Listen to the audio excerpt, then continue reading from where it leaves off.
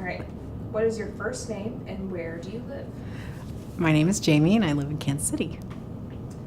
Can you tell us how heart disease has touched your life?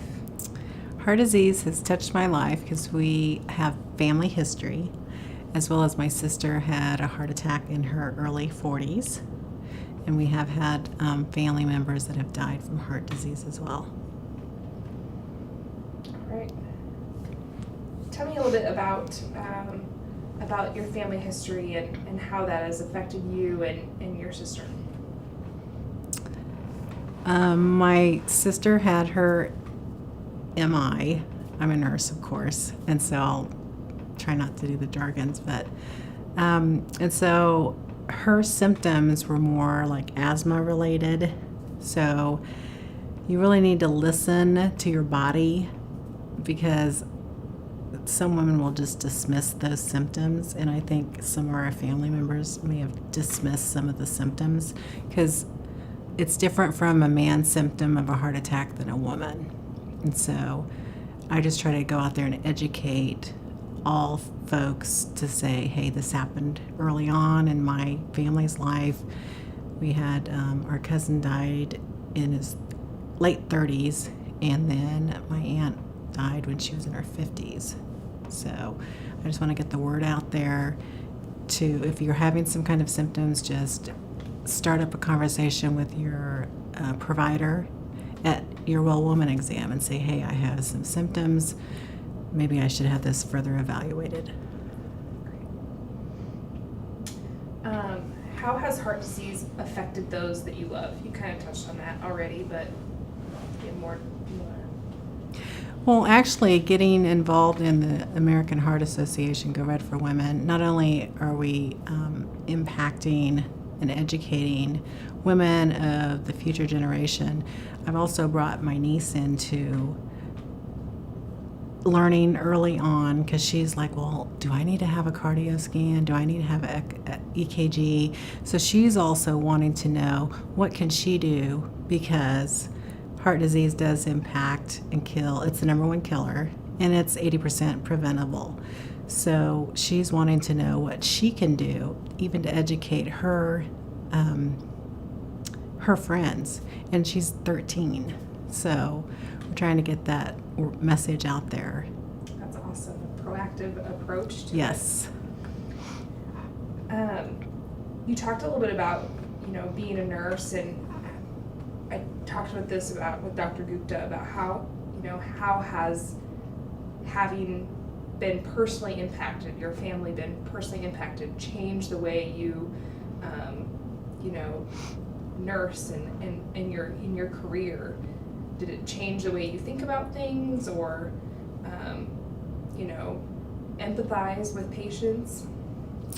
Probably the biggest impact is the symptoms did mask. Like, some women will just dismiss it, go home, go to sleep. So I try and be that little, in the echo in their mind to explore it. If it doesn't feel right, your own body.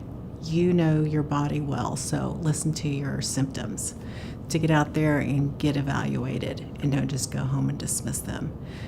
We've also been engaged in doing some 5K walks, dietary changes. I read labels more. And so even my niece is starting to do that as well. That's awesome. Considering that heart disease kills more women than cancer, why do you think women don't talk about heart disease more? Well, you can't see it. And so where you might have breast cancer, have more awareness about that. You can see, if they've had a surgery, but because it's inside the body, you don't see the heart, defects, or other than you may see the scars. So I think we need to get out there and educate that it is preventable, and what can we do to change that. What is a single piece of advice that you would tell women of all ages about heart disease and stroke? It can happen to you. Listen to your body. listen to the warning signs, and if you feel that it is not, your body symptoms aren't correct, you need to get out there and get evaluated with your primary care, go to the emergency department. Don't just dismiss your symptoms. What changes have you made for yourself and your loved ones after uncovering the truth about heart disease? Dietary changes, getting out and getting more physical, doing 5K walks, getting more involved with the American Heart Association, getting out there and telling the message. You know, if anybody wants to talk about that at work, and they're like, well, we know that you're volunteering quite a bit for the American Heart Association. Tell me about this. And then I'll just engage in that conversation and have them follow up with their primary care physician at their well woman exam to get themselves evaluated if they feel like their symptoms need to be explored further. Why is the American Heart Association and the Go Red for Women movement important? Because it's going to save the future generations of women. With research out there, American Heart, funding, educating, and so we want to save women one heart at a time. What have I not asked you that you'd like to share?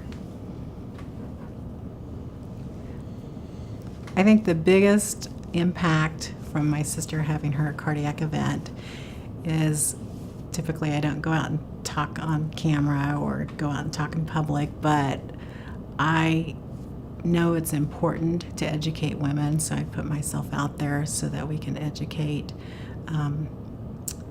so that, you know, my sister's cardiac event didn't happen in vain. So I want to go out there and just educate women.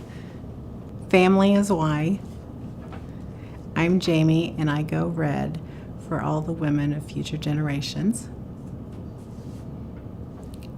I want to uncover the truth about heart disease because it is impacting women in our daily lives, and we need to save women every day.